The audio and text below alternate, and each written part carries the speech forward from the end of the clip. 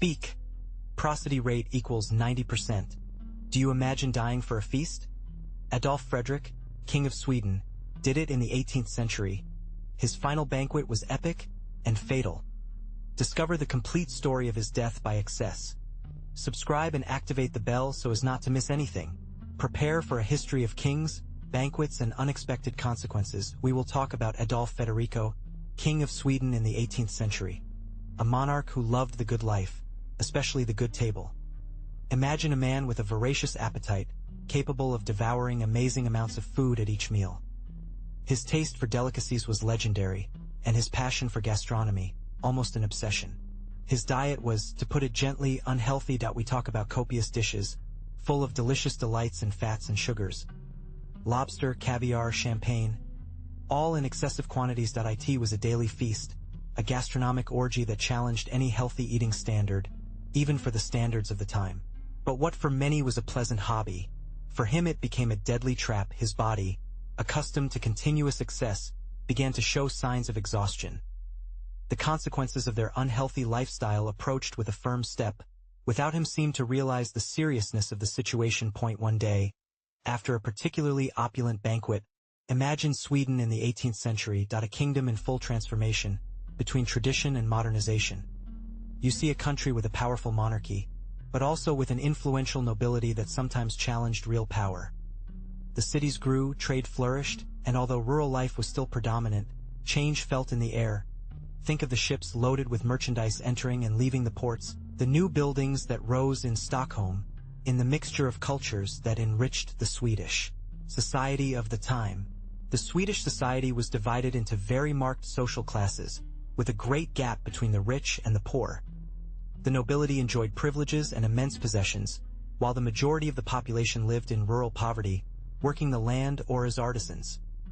The power of the Lutheran Church was significant, influencing people's daily lives, beliefs, and morals. Culture was a mixture of influences, with elements of the Scandinavian tradition, mixed with European fashions and ideals that came through trade and diplomatic relations.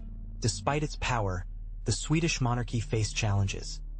Disputes with other European powers were frequent, and the country participated in wars and alliances that hit their economy and stability.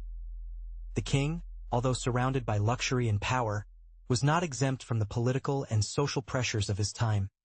Life in the Swedish court was a complex network of intrigues, alliances, and rivalries, a scenario where survival often depended on political ability and real favor. But before opulence and tragic end, a young Adolf Federico, Prince of Holstein-Gottorp. His life before becoming King of Sweden was far from the real pomp. Imagine a prince with a rigorous education, learning the arts of diplomacy and administration, preparing for an uncertain future, but hoping to reach a high position. His rise to the throne was not an easy path. It was a complex political dance, a delicate balance of alliances and negotiations. Think of the intrigues of the court, the pressures of the noble families, the disputes for power. All this surrounded the young prince as he inexorably approached the Swedish crown. Finally, fate called it. After a period of political uncertainty, Adolf Federico was chosen heir and, later, ascended to the Swedish throne. Remember that this culminating moment was the result of a long and careful political strategy, which required cunning, patience, and a good dose of luck. His arrival to power marked a new chapter in the history of Sweden, although, as you already know, one with an unexpectedly dramatic ending. Imagine a young Adolf Federico, far from the rigid norms of the Swedish court. In his youth, in the intimacy of his rooms or at the tables of his friends, his appetite was legendary. It was not a simple love of good food, but a true passion, a veracity that distinguished it. His taste for delicacies was known to all. We talked about excessive banquets, where the amount seemed to have no limits. It delighted with heavy dishes, full of rich sauces and succulent meats. It was not a delicate diner. He loved abundant and tasty food, regardless of how recharged it was. The table was its stage, and every bite a small victory. His taste for sweets was particularly remarkable. Cakes, jams. Everything that was sweet and exquisite, consumed it with enthusiasm. It was not only a matter of quantity, but also of quality. He appreciated the fine ingredients, the elaborate preparations, the delight of the most refined flavors. It was a true Epicurean. Prosody. Speak. Speak, prosody rate equals 90%. But let's go back to court. Imagine Adolf Federico, leaving behind his private banquets, preparing for a marriage of convenience, but also of political ambition. His union with Ulrica Leonora by Hesse-Kassel was not a fairy tale, but a key piece on the European game board of the 18th century. It was a strategy to strengthen alliances and, perhaps, to ensure the succession of the Swedish throne. Hesse-Kassel's house, an influential family in the Holy Roman Empire, offered connections and power. For Sweden, a marriage to them meant greater political stability and access to resources. For Adolf Federico, it meant one more step towards the throne, although perhaps not the type of romance he would have desired. Think of negotiations, treaties, letters sealed with wax. All a diplomatic machinery in motion to unite two royal houses. It was an arranged marriage, yes, but had long-range consequences for the history of Sweden. A link that, in a way, sealed the fate of the future king. And so, after the wedding, the time came. Adolf Federico became king, but not with the absolute power that perhaps dreamed. His reign, although short, was marked by the constant struggle with the Riksdag, the Swedish parliament. Remember that Sweden, unlike other European monarchies, had a parliament with considerable power. He, a man accustomed to the indulgence and pleasures of life, found himself facing the complex political machinery of his new kingdom. That he was not an absolute king. Tax disputes and government control were constant. Riksdag severely limited his authority, forcing him to negotiate and give in many occasions. Imagine the frustration of a man accustomed to making decisions without opposition, suddenly dealing with a legislative body that slowed him in each step. It was a cultural and political shock, a daily battle for the power that marked his reign. Despite political limitations, Adolf Federico tried to leave his brand. He promulgated some reforms, although with little success due to the opposition of Riksdag. His reign was a constant pull and loosen, a struggle for power between the crown and parliament. It was a fight that, ironically, distracted him from his culinary excesses, at least for a while. But remember, the story of his insatiable appetite is a fundamental part of his legacy. Imagine the royal palace of Stockholm. Its opulence envelopes you. Golden details in every corner, tapestries that tell stories of kings and battles, and an air of greatness that would leave you breathless. You, as a spectator, are a witness to Adolf Federico's daily life in this sumptuous scenario. Look at the lavish banquets, classical music echoing in the wide rooms, coming and going from bullshit. Think of the dances of the court, the ladies with their silk and lace dresses, the gentlemen with their impeccable uniforms, a luxury and elegance showed in every detail. The richness and power of the Swedish monarchy are reflected. You are a silent guest, observing the life of the court, a world of splendor and refinement. The art galleries of the palace, full of masterpieces, show you the passion of the king for art and culture. Portraits of previous kings, impressive landscapes, marble sculptures, each piece is a testimony of the power and wealth of the Swedish crown. You immerse yourself in this universe of beauty, a reflection of the luxury that surrounded Adolf Federico. The palace, with its impeccably careful gardens, offers a court of court. Imagine the sources sprouting crystalline water, the stone paths lined with flowers, an oasis of peace inside the palatial bustle. You walk through those gardens, contemplating the greatness and beauty of this privileged environment, a world apart from the king's life. From the golden halls, imagine that you enter the real kitchen, an immense, busy space, with an intense smell of spices and roasted meats.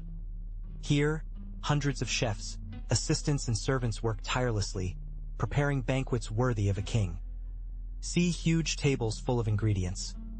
Exotic birds, shiny fish, juicy fruits of real greenhouses, and fresh vegetable mountains. It is a symphony of aromas and colors that transport you to the opulence of the Swedish court. Look at the polished bronze stoves, shining under the light of the candles. The chefs, with their white and fat-spotted white caps, move with amazing precision. Each dish is a work of art, a carefully elaborated creation to delight the king's palate and his guests. Complex sauces are prepared, aromatic breads are baked, meat with exotic herbs brought from distant lands are marinated.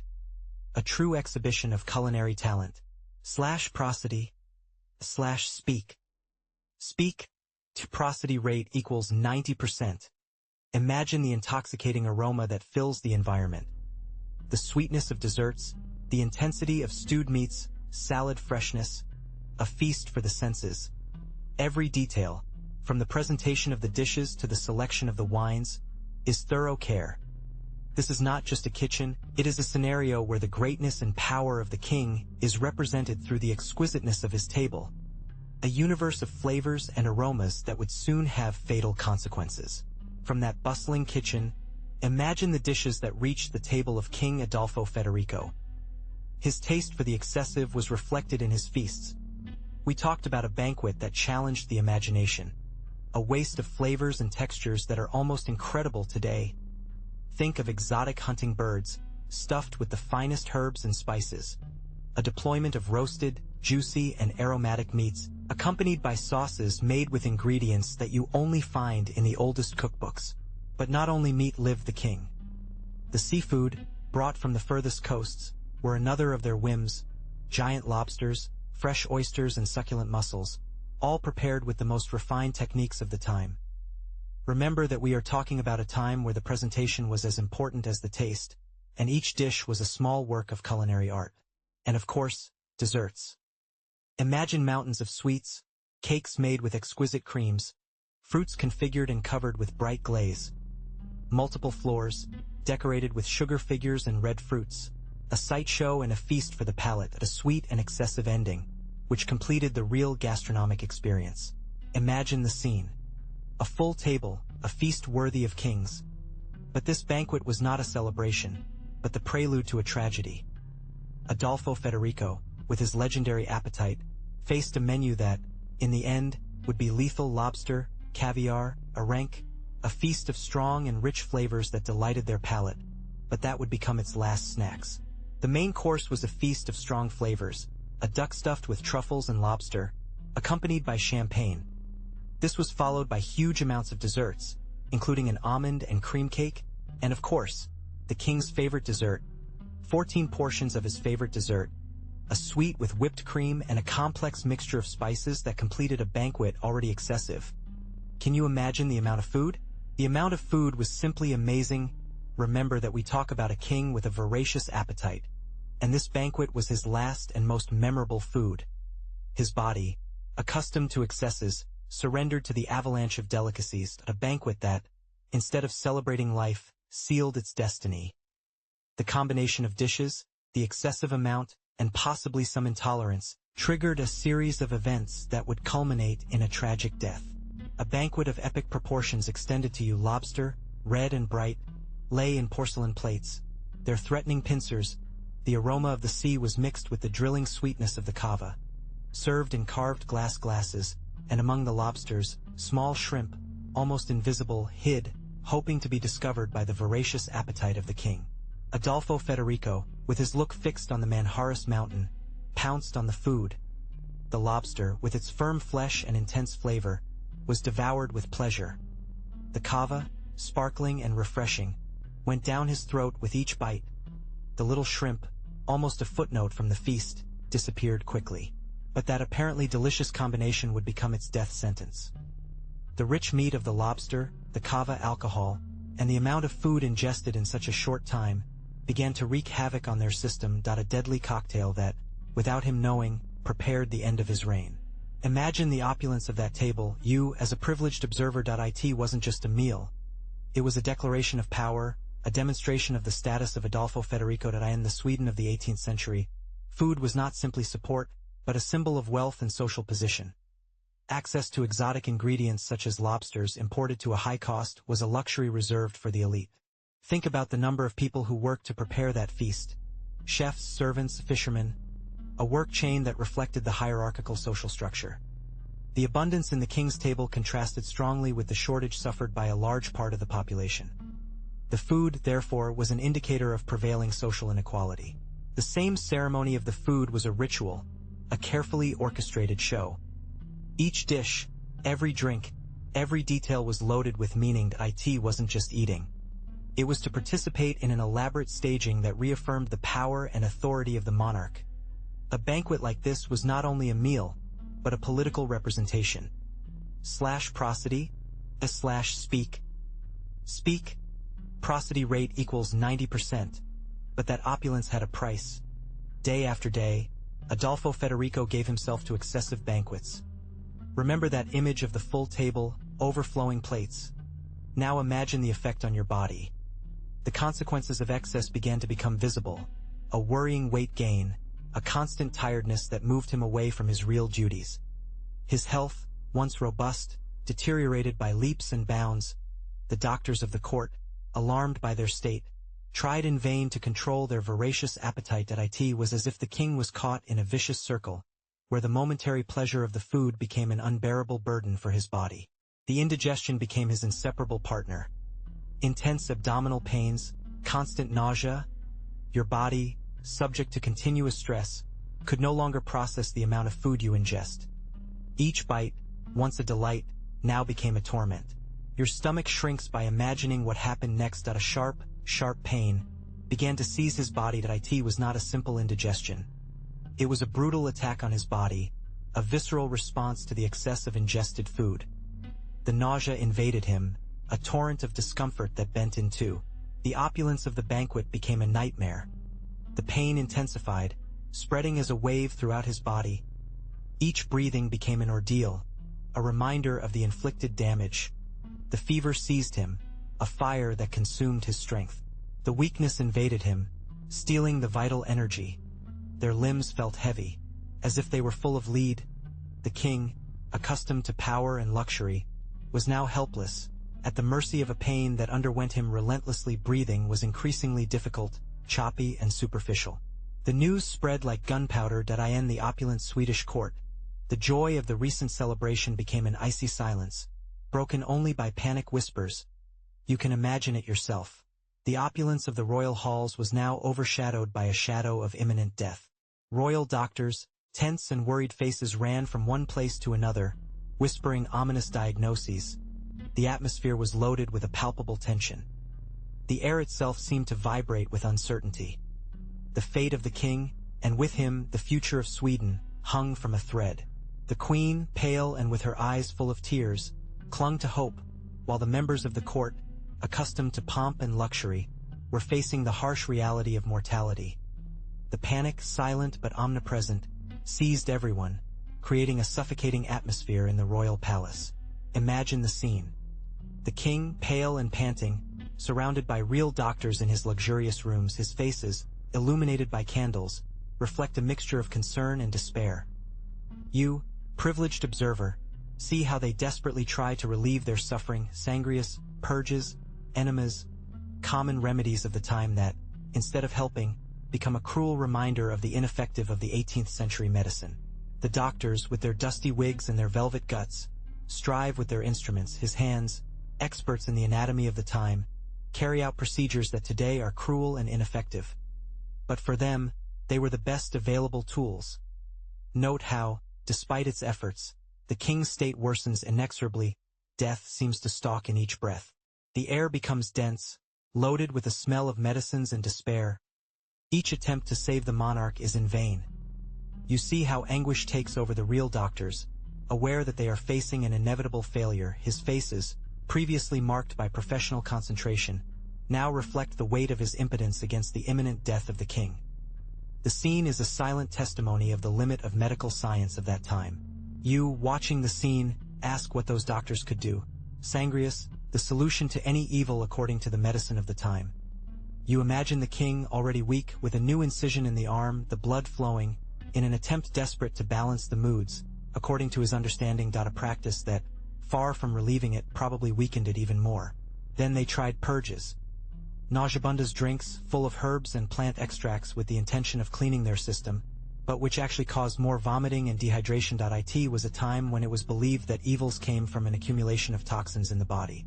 Among the strangest remedies were the leeches, those blood-sucking creatures, placed on their skin, in an attempt to extract the disease. A treatment that undoubtedly aggravated its situation, further weakening its already precarious state of health. For you, it is difficult to imagine those healing methods. Prosody is speak. Speak, prosody rate equals 90%.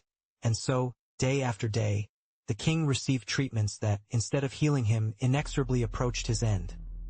the medicine of the 18th century, with its erroneous theories and its cruel methods, became a key factor in the death of the emperor. You, as a spectator, realize the inefficiency of these remedies. You imagine the scene. King Adolf Frederick, pale and weakened, lies in his bed, the opulence of the Swedish palace contrasting brutally with his agony. The air is filled with a tense silence, broken only by the irregular gasp of its breathing. His eyes, formerly brilliant of power, are now veiled by weakness, reflecting the end of his reign and his life. Doctors, helpless in the face of the severity of the situation, can only observe their suffering. The pain takes over him, a pain that goes beyond the physical, a pain that reflects the sadness of a life concluded too soon, a life marked by excess and lack of moderation. His last hours are a whirlwind of confusing sensations, between delirium and anguish, a mixture of repentance and resignation. The weight of his crown, once symbol of power, now feels like an unbearable load. Time stretches, every second becomes an eternity. Death approaches, slow and inexorable, as a shadow that lengthens in the gloom of the room. Around you, the atmosphere is loaded with a palpable tension, a silent expectation before the imminent final. The life of the king, overflowing in his excesses, goes out slowly, leaving behind a warning legacy. Suddenly, a spasm toward his body. You see how his eyes, previously glassy and off, open over par, reflecting a silent terror before the imminence of death. His breathing, already broken, stops completely. The silence of the palace becomes even deeper, more ominous, while life escapes the monarch. The scene is dramatic, almost unreal. At an instant before, I was there, agonizing, and now, not anymore. Death has surprised him suddenly and unexpectedly, amid the opulence and luxury that surrounded him, leaving everyone in an astonished silence.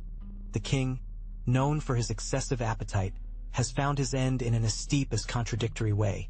The end comes with disconcerting rapidity. There was no long decline, or prolonged agony, simply faded.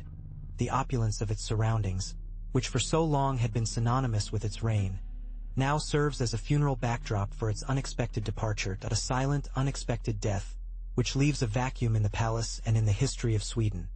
His death, so sudden and unexpected, plunged the Swedish court into chaos. You see how the news spreads like gunpowder, leaving behind a stunned silence, broken only by the whispers and nervous looks of the courtiers.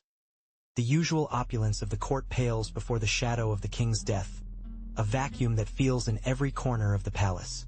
The heir to the throne, Adolfo Federico, a young prince, is suddenly immersed in the heavy responsibility of governing. His youth and inexperience oppose the seriousness of the situation, and you perceive uncertainty in his gaze while trying to assume control of a shocked kingdom. The king's death also brought political instability. You are a witness of the palatial intrigues, the alliances that are broken and forged, and the struggle for power that begins to take shape between the different factions of the court. The future of the kingdom hangs from a thread, uncertain and threatening. Beyond the palace, the town cries their king. You observe how the news of his death reaches the streets, generating shock and concern. Uncertainty about the future of the kingdom extends to all levels of society, generating an atmosphere of restlessness and fear. But the story of Adolf Federico does not end with his last bite. His reign, although short, left a mark on Swedish politics. Remember that his death opened the way to a new era, marking a turning point in the relationship between the monarchy and the power of the nobility. You can see how their decisions, although sometimes influenced by their excesses, shaped the future of the country. His taste for good life, although fatal in his case, also reflects the opulence of the Swedish court at that time. Imagine the lavish parties, the tables full of delicacies. A luxury world that contrasted with the life of most of its subjects. His death, although tragic, serves as a window to that golden age, although ephemeral. Beyond the drama of his death, his legacy extends to the reforms he tried to implement during his short reign. Although not everyone succeeds, their efforts reflect an attempt to modernize Swedish administration and economy. Think of him not only as a king who died from excess, but as a complex historical character with successes and errors. Prosody /speak. Speak, prosody rate equals 90%. Its history, told over the years, has become a warning and also a fascinating historical anecdote. It is a story that reminds us of the fragility of life and complexity of historical characters. And you, what do you think of the legacy of this king who died for eating too much? Adolf Federico's death left a vacuum on the Swedish throne, and the succession was not exempt from complications. You know that his son, Gustavo III, was the natural heir, but his youth and the political instability of the moment generated uncertainty. The Swedish nobility, always eager for power, observed each movement carefully, waiting for the opportunity to influence the new era that was coming. The future of the crown hung from a thread, depending on the alliances and intrigues that were woven in the shadows of the court. Gustavo III, even a young prince, had to cautiously navigate the turbulent waters of Swedish politics. His rise to the throne was not exempt from challenges. The opposition to his reign was palpable, and the shadow of his father, dead in such a peculiar way, hovered on him. He had to demonstrate his value as a ruler and gain the confidence of a divided kingdom, full of noble factions with his own agendas and ambitions. Could the young king consolidate his power and ensure the stability of the crown? The succession to the throne was not simply resolved with the coronation of Gustavo III. The fight for power continued after the death of Adolf Federico. The different factions of the nobility sought strategic alliances, trying to influence the decisions of the young king and ensure his own future. The stability of the kingdom depended on Gustavo's ability to navigate these complex political relations and to impose his authority on a divided court. The future of Sweden was played in a delicate balance of power. Imagine the scene, you, an 18th century forensic doctor, analyzing the banquet that caused the death of Adolf Federico. The amount of lobster, caviar, champagne, crazy. At the time, it was the cusp of gastronomy and opulence deployment. But, from our modern perspective, we see a cholesterol pump and a total lack of nutritional balance. Think about the amount of saturated fat, the high salt content, and the almost total fiber absence. A deadly cocktail for someone who is not accustomed to such excesses. And let's not forget the sparkling wine, which only worsened digestion. For us, it is clear, a lethal combination. Such excessive banquet could cause acute pancreatitis, intestinal obstruction, or even cardiac arrest. Today, any doctor would warn you of the dangers of such an unbalanced meal. The death of Adolf Federico, seen with modern eyes, is a clear example of the risks of gluttony. But was the gluttony to the guilty? Not so fast. Think about the time. Hygiene was different. Bacteria and parasites were the order of the day, and a banquet of that magnitude with potentially contaminated foods was a watchmaking pump for someone's immune system, even a king. In addition, alcohol played a crucial role. Not only champagne, but also other strong drinks that were consumed in large quantities during the feast. The liver damage caused by excess alcohol further weakened its body, making it more vulnerable to infections. Imagine the combination. An immune system committed by contaminated foods, a liver damaged by alcohol, and an excessive amount of fat-rich food and cholesterol. A deadly cocktail, ultimately. The autopsy, although rudimentary for the time, pointed to a combination of factors that contributed to his sudden death. So, the legend that he died for eating too much is true? Well, yes and no. The truth is that the excessive seafood intake, herring, caviar, and other delicacies, combined with sweet wine, undoubtedly contributed to its fatal outcome. But it was not the only cause. Remember that I told you the precarious hygiene of the time. Imagine a banquet with hundreds of dishes prepared without the sanitary norms that we assume today. The reality is more complex. Legend simplifies a medical situation probably much more complicated. The excess food caused an overload in its digestive system, weakening it severely. This weakening made it vulnerable to other diseases that, under normal conditions, would have overcome without major problems. Think about it as the drop that fills the glass.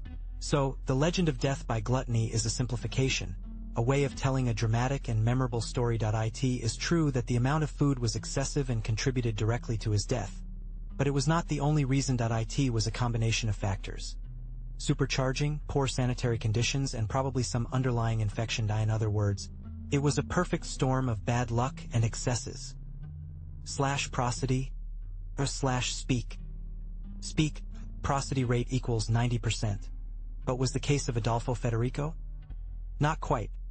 Throughout history, gluttony has gained lives, although rarely spectacularly.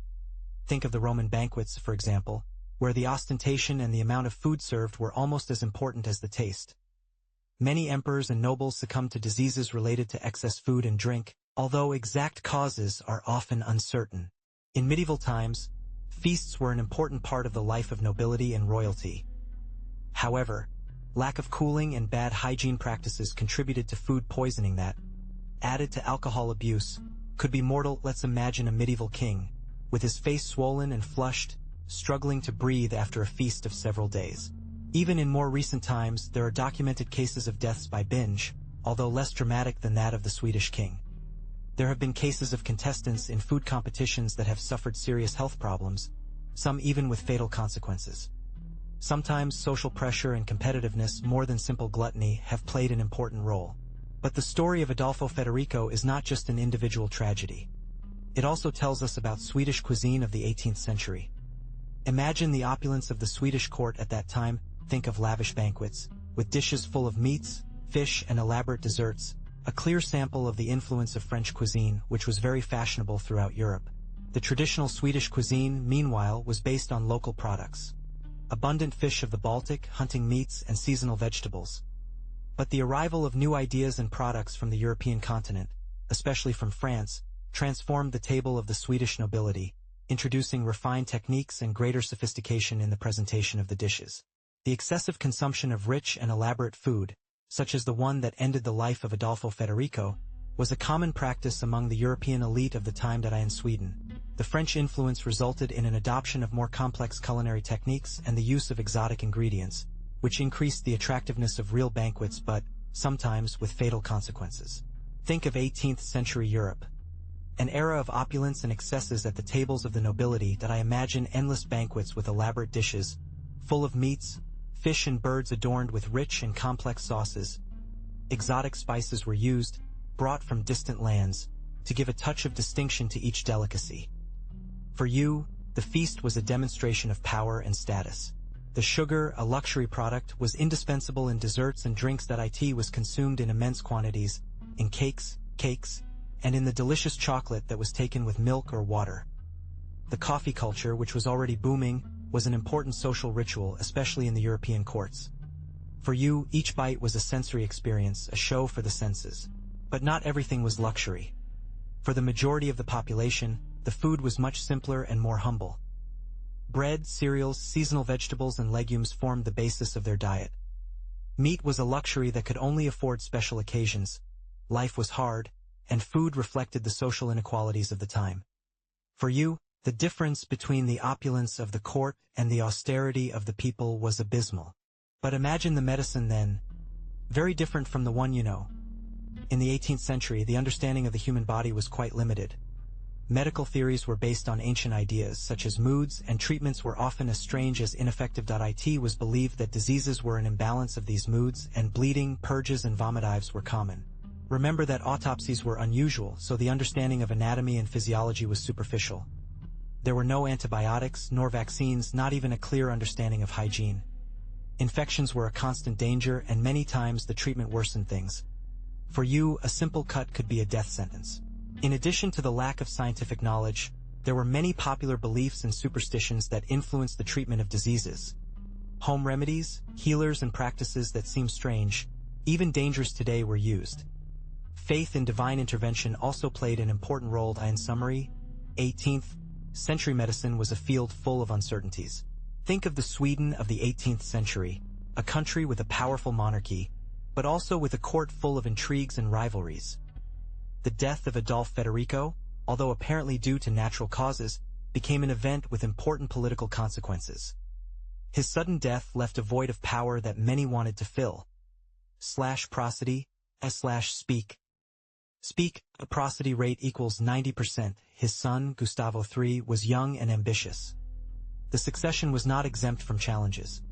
There were factions in court that saw in the death of the king an opportunity to strengthen their own position and, perhaps, even to challenge the power of the crown. The stability of the kingdom beat a thread.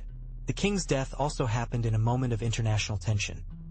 Sweden was immersed in complex relations with other European powers, and internal instability could be used by its enemies.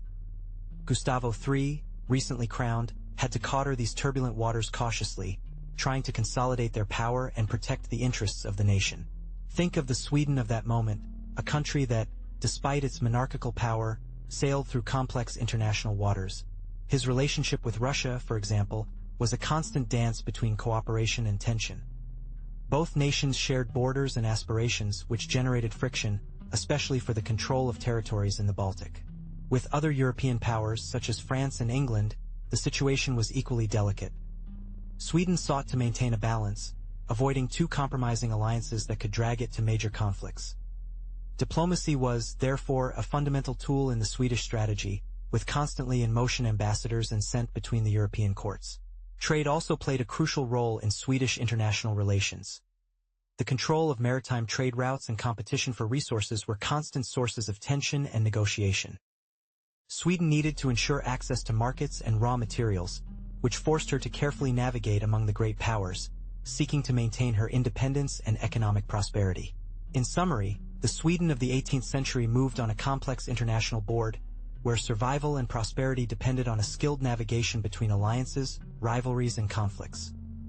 The death of Adolfo Federico, although due to internal causes, occurred in an international context marked by these dynamics, which directly influenced the stability and future of the kingdom. But life, even in a palace, continued its course. After the death of King Adolfo Federico, you will meet Queen Luisa Ulrika, a strong woman and with a complex personality, who suddenly looked in a position of enormous influence. Imagine. Real mourning, court protocols, political intrigues, all that while she dealt with the loss of her husband. His relationship with his son, the future Gustavo III, was not always simple. An ambitious young man who was looking for his own way in Swedish politics. She, on the other hand, tried to maintain control, guided by her own ambition and the need to protect the legacy of her late family. The court was divided between those who supported it and those who saw a threat in it. Despite sadness and political pressures, Luisa Ulrika continued to play her role as a widow queen firmly. His influence in court, although subtle sometimes, was undeniable. She continued to weaving her own strategies, looking for the best way to ensure the future of her dynasty and her position in the history of Sweden. His legacy, beyond mourning, would become an issue of debate for years. But how was Adolfo Federico perceived by his people? Unlike the image of an austere and sober king that many monarchs of the time cultivated, he was known for his excessive appetite. It was said that their banquets were legendary, not because of their elegance, but because of the overflowing amount of food that was served. I imagine that for you, the idea of a king who cared more about filling his stomach than for state affairs can be curious, right? The chronicles of the time paint him as a man of great physical size, with a predilection for the richest and most abundant delicacies. It was not just eating much, but about doing it with a taste for the exaggerated, for excessive abundance. His public image, you want or not, was associated with this excessive hobby, becoming a kind of popular legend. This image, although perhaps did not harm his reign directly, did contribute to forge a particular perception of his person. A king who loved the good table, without a doubt, but also a king who, in the eyes of some, seemed more concerned about his personal pleasures than about the needs of his kingdom. Can you imagine the conversations in the taverns, the comments among the common people about the king's appetite? So, how does the story remember Adolfo Federico? Well, although his reign was short, his death, as extravagant as his life, turned him into a legend. Imagine. A king who dies for eating too much. It is a story that is told and remembered generation after generation. The image of a monarch delivered to the pleasures of the table, contrasting with the expected austerity of the time, was recorded in the Swedish collective memory. /prosody, /speak. Speak. Prosody rate equals 90%. His death became a kind of popular anecdote, a story that was told in taverns and homes. It was not only the amount of food, but the variety. Lobsters, caviar, champagne, a culinary orgy that ended tragically. Think of how that image, that legend of a king who stuck until he died, transcended the borders of the palace and became part of the popular identity. Of course, over time, the image of Adolfo Federico has clarified. He is no longer remembered as the gloating king, but as a complex character, with his virtues and defects. But that death due to excess remains the most remembered anecdote, which made him a peculiar, memorable king, a character that transcends the simple historical fact to become a symbol of excesses and their consequences. A story that still captivates today. Think about it. An excessive banquet, a succession of rich and heavy dishes, an excess that ended the life of a king. Adolfo Federico leaves us a bitter, but valuable lesson. Its history reminds us of the importance of balance, the need for moderation in all aspects of life, not only in food. It is not just about avoiding obesity or diseases, although that is an obvious consequence. This is the wisdom of finding a midpoint, of enjoying the pleasures of life without letting us consume us. How many times have you fallen into the temptation to exceed? Reflect on it. Adolfo Federico's story invites us to question our own habits. Are you one of those who get carried away by impulses? Do you prioritize the balance, or do you let yourself be dragged by excess? Moderation is not a limitation, but a tool for a fuller and more healthy life, in every way. Imagine the scene. A king, Adolfo Federico, defeated not by an enemy on the battlefield, but by his own insatiable appetite. Its history is a reminder that even the powerful can fall victims of their own excesses. A banquet that became its grave, a cruel but effective lesson on moderation. Think of irony. A monarch with all the power and luxuries at his disposal, perished for a weakness as human as gluttony. His death, sudden and unexpected, left a vacuum in the Swedish court and a moral for posterity. A bittersweet ending for a king who deeply enjoyed the pleasures of the table. Its history, although tragic, serves as a mirror that reminds us of the importance of balance and temperance in our lives, and excess, however small, can have devastating consequences. Adolfo Federico, the king who died for eating too much, left us an unexpected legacy, a warning against indulgence. So that you can deepen even more in the life and death of Adolfo Federico, I recommend you consult several historical sources that I have used. Specialized books in the history of Sweden of the 18th century, especially real biographies that detail the customs and courtly life of the time. There you will find precise data about his reign, his culinary tastes, and the consequences of his voracious appetite. I have also resorted to academic articles and magazines specialized in European history. These publications offer deeper analysis of the causes of their death and their impact on Swedish history. Remember that historical information is sometimes contradictory, so it is always good to compare several sources. For the images, I have searched in online historical archives and used public domain images that represent life in the Swedish court of the 18th century. I have tried to be as precise as possible in the visual recreation of the time, so you can immerse yourself in the atmosphere of the time. Remember that historical veracity is fundamental in this type of content. In the video description you will find links to all the sources that I have used to create this content. I invite you to explore and share your own research if you have any questions or want to learn more. I hope you enjoyed this trip to the past. I know that many ask yourself about the cake. Yes, that shrimp cake was the culprit. His excessive intake, along with other delicacies, overloaded his digestive system. I imagine that you wonder if it really was the cake. Well, the truth is that it was a combination of factors, a kind of perfect gastronomic storm. Another frequent doubt is whether he really died on the spot. Not quite. He suffered several days of intense abdominal pain, vomiting, and a terrible indigestion before death. It was a slow and unpleasant agony, far from a quick and painless death. And finally, the question that everyone wants to know: what happened to the cake after their death? Well, according to historical sources, the cake did not have a glorious end. The story of his death was so memorable that the cake became a symbol of its excesses, and probably, it ended up forgotten. Prosody,